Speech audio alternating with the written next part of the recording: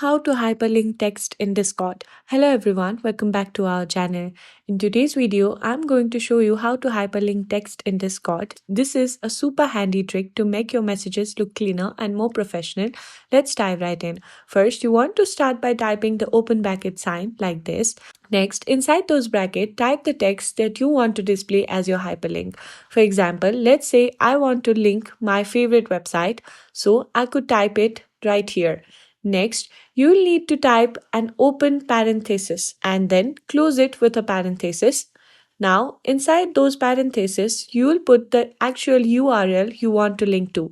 For instance, I could use https www.youtube.com/hyperlink, and once you got that all set up, just hit enter, and there you go. You will see that your text is now hyperlinked. You can click it and it will take you directly to the website, and that's it. Hyperlinking text in the Discord is that easy.